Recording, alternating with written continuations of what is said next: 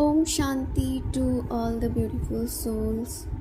आज 26 मई 2025 की मुरली है, जिसमें मुरली का सार है। मीठे बच्चे, तुम्हें संग बहुत अच्छा करना है।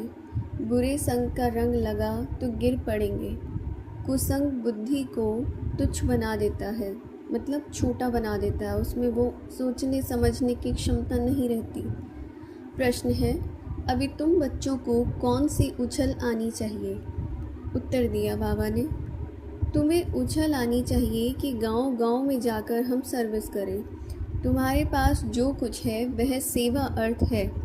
बाप बच्चों को राय देते हैं, बच्चे इस पुरानी दुनिया से अपना पल्लव आज़ाद करो, मतलब इससे बुद्धि हटा लो।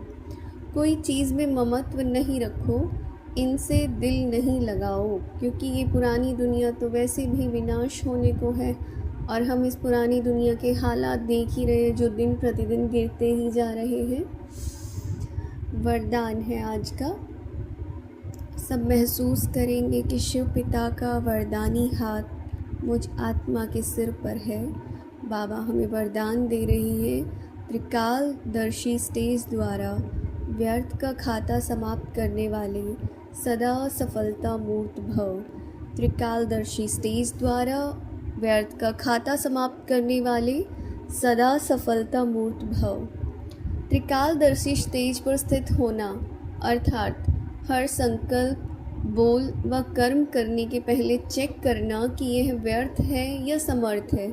अब त्रिकालदर्शी स्टेज कौन सी है कि आपको तीनों कालों, पास्ट, प्रेजेंट, फ्यूचर, उसको बुद्धि में रख करके अपना कोई भी संकल्प, बोल या कर्म को चेक करना है कि ये वेस्ट है या फिर समर्थ है। व्यर्थ 1 सेकंड में पद्मों का नुकसान करता है और जो समर्थ है वो 1 सेकंड में पद्मों की कमाई करता है। सेकंड का व्यर्थ भी कमाई में बहुत घाटा डाल देता है, क्योंकि पद्मों की बात हो रही है इसमें। अगर तुम्हें मिलता इतना है तो फिर जाता भी उतना ही है अगर कुछ गलत करते हो तो बाबा कहते इससे की हुई कमाई भी छिप जाती है। इसलिए एक कालदर्शी होके कर्म करने के बजाय त्रिकालदर्शी स्थिति पर स्थित होकर करो तो व्यर्थ समाप्त हो जाएगा। हम सिर्फ और सिर्फ एक ही काल देख रहे होते हैं। मान लो किसी का हम किसी को कोई भी ऐसी बात कह देते हैं जो कि गुस्से में या फिर उसके प्रति हमारे मन में कुछ शिकायतें हैं, लेकिन हम फ्यूचर तो देख ही नहीं रहे हैं। उस टाइम पे करंट में जो फील हो रहा है उसके अकॉर्डिंग बोल देते हैं।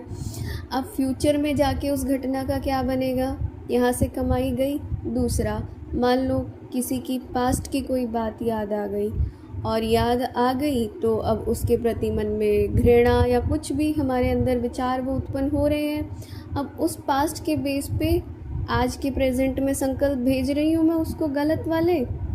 प्रेजेंट ख़राब, क्योंकि उस आत्मा तक वाइब्रेशंस जाएंगी।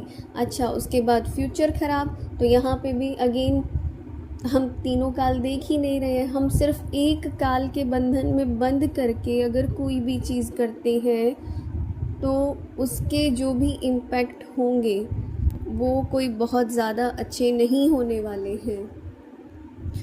सदा अगर त्रिकालदर्शी स्थिति में स्थित होकर करो तो व्यर्थ समाप्त हो जाएगा हर कर्म, सदा सफलता मूर्त बन जाएंगे। स्लोगन है, मान, शान और साधनों का त्याग ही महान त्याग है। अव्यक्त इशारा है, रूहानी रॉयल्टी और प्यूरिटी की पर्सनालिटी को धारण करो। क्या करना है, जैसे देह और देही, देह मतलब ये शरीर, देही इसको धारण करने वाला, देह को धारण करने वाली देही यानी कि मैं आत्मा, दोनों अलग अलग दो वस्तुएं हैं, लेकिन अज्ञानवश दोनों को मिला दिया है। मेरे को मैं समझ लिया है और इसी गलती के कारण इतनी परेशानी, दुख और अशांति प्राप्त की है। ऐसे ही यह अपवित्रता और विस्मृति के संस्कार, मतलब भूल जाने के संस्कार कि हम क्या हैं, जो ब्राह्मणपन के नहीं हैं, शूद्रपन के हैं, इनको भी मेरा समझने से माया के वश हो जाते हैं। क्योंकि जिसको तुम मेरा कहोगे तो मेरा तो मतलब मेरा ही है ना, और फिर परेशान होते हो। अच्छा, ओम शांति।